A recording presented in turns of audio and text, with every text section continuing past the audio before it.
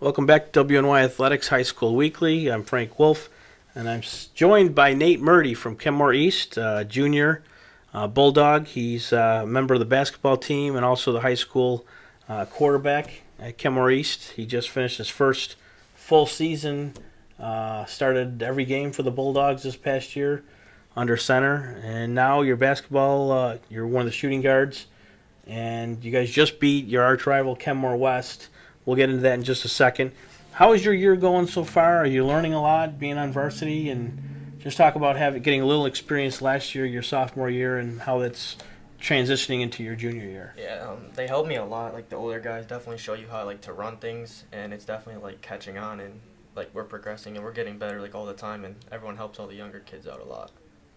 I noticed. So the first time you guys went out and played Kenmore West this year at the Holiday Classic at Ken West, you guys were up big. You guys were having a great game, and then they kind of got back into it. And I know at the end of the game you had an opportunity to win the game, and it didn't go in. The ball didn't go in for you. But just about a week or so ago, you took that team on, and you guys had a great game. And for the first time in 10 years, you guys beat my Blue Devils, and you had 27 points. Just talk about the emotions from the first time you played Ken West and kind of losing that game the way you guys did, and then just a couple weeks later, you get another opportunity to play them, and you guys come out victorious. Well, we knew we put in a lot of work, and we knew we could beat them. That was a winnable game, and we were really upset the first time we lost, because it was so close the whole way.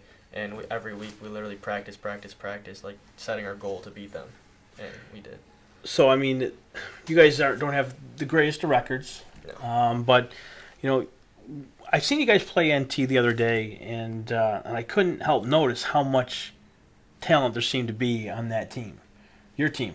Yeah. But it just seemed like at times, this guy might have tried to take things into his own hands, or this guy would take things instead of, maybe playing as a team. And I know Coach Robbins over there has got to be pulling his hair out at times, but is there what can you do in the locker room to kind of just pull everyone together and say, look, we have a lot of talent here. We have more talent on this basketball team than we've had in many years. If how can you, as one of the captains, just kind of pull everyone together and say, look, we have to, kind of put egos aside or whatever, and just say, let's just follow the game plan, keep our emotions in check, because you guys in the NFL should be competing with the top teams in that league.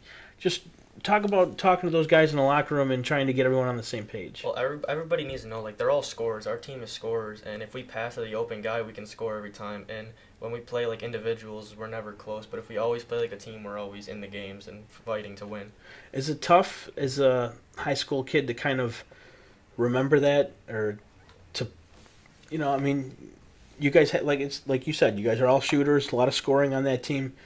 How hard is it to kind of break away from playing like individuals and not actually just listening to the coach and following the game plan? You got some really good coaches there on the bench, and of course Badgley, the JV coach.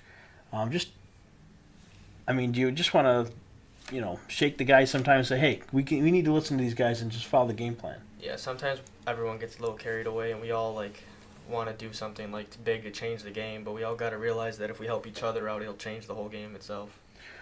We're just a few weeks away from playoffs, and then after that, it's the next season. You're a three-sport athlete. Are you starting to think about baseball at all, or is it just basketball? I wait until it's the day after and it's over, and then I change and switch over. Well, I really appreciate you coming on today, Nate. I've known you for a long time, and hopefully things get bigger and better for you. This kid's also an unbelievable kicker. So Sam Watts, my buddy out there, I gotta set you and him up one day to maybe do some work on your kicking, because this kid can boot him. What's the farthest field goal you've ever hit, in practice or not? Or in practice, I've hit a 55. Wow. In a game, it's 40. Unbelievable. Well, Nate, thank you very much for joining me on this segment of Western New York Athletics High School Sports Weekly, and we'll catch you at the next game.